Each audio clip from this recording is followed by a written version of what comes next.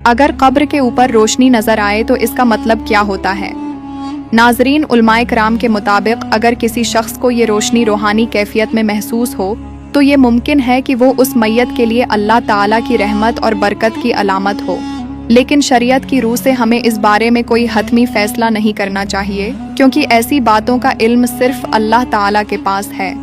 जब तीन लोग आपस में बात कर रहे होते हैं तो अल्लाह ताला उनके दरमियान क्यों मौजूद होता है?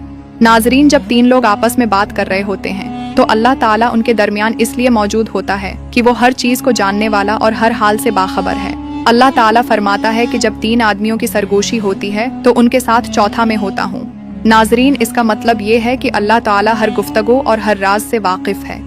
जमीन पर सबसे पहले किस मखलूक को बसाया गया था? नाजरीन, रवायात के मुताबिक अल्लाह ताला ने इंसानों की तख्लीक से पहले जिन्नात को आग से पैदा किया और उन्हें जमीन पर आबाद किया। वो तवील अरसे तक जमीन पर रहे, मगर जब उनमें फसाद और खूनरेजी फैल गई तो अल्लाह ताला ने फरिश्तों को भेजा जिन्होंने उनका खात्मा किया। उसके बाद अल्लाह ताला ने हजरत आदम अलैहिस्सलाम को पैदा फरमाया और इंसानों को जमीन का खलीफा बनाया। अल्लाह ताला जमीन और आसमान को अपनी दोनों मुट्ठियों में दबोच कर क्या फरमाएगा? नाजरीन, रसूल सल्लल्लाहु अलैहि वसल्लम ने फरमाया कि अल्लाह ताला जमीन को अपनी दोनों मुट्ठियों में लेकर इरशाद फरमाएगा कि मैं ही बादशाह हूँ, कहाँ है जमीन के बादशाह, कहाँ है जालिम जाबिर लोग। शाम होते ही जिन्नात क्या करते हैं?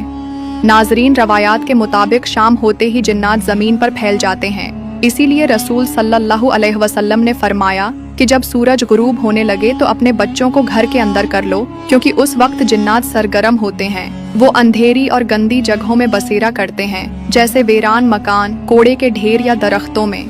क्या कीड़ों को खाना खिलाने से रिस्क में इजाफा होता है?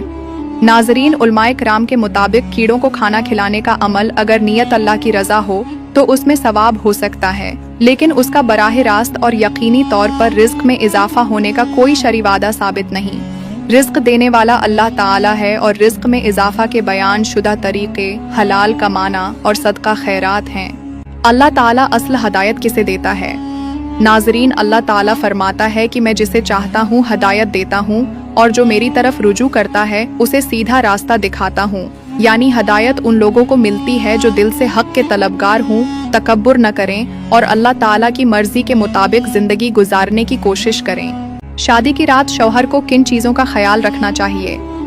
नंबर 1, बीवी के जज्बात और कैफियत का लिहाज रखे, क्योंकि ये उसके लिए नई और नाजुक घड़ी होती है। नंबर 2, नरमी, मोहब्बत और एहतराम का रवैया इख्तियार करे ताकि दिलों में एतमाद पैदा हो। नंबर 3, जल्दबाजी या दबाव से गुरेज करे और माहौल को पुरसुकून बनाए। और नंबर 4, बाहमी गुफ्तगू, दुआ और शुक्र के साथ इस रिश्ते की बुनियाद मजबूत करे। हजरत मूसा अलैहिस्सलाम ने मौत के फरिश्ते को थप्पड़ क्यों मारा? नाजरीन, एक मर्तबा हजरत मलकुल मौत हजरत मूसा अलैहिस्सलाम के पास आए ताकि उनकी रूह कब्ज करें, मगर हजरत मूसा अलैहिस्सलाम ने उन्हें नहीं पहचाना और समझा कि कोई अजनबी शख्स बगैर इजाजत अंदर आ गया है। इस पर उन्होंने फरिश्ते को थप्पड़ मार दिया। अगर कुरानी मजीद पढ़ते वक्त गलती हो जाए तो क्या करना चाहिए? नाजरीन, अगर कुरानी मजीद पढ़ते वक्त गलती हो जाए तो फौरन रुक जाना चाहिए और कोशिश करनी चाहिए कि उस गलती को दुरुस्त किया जाए।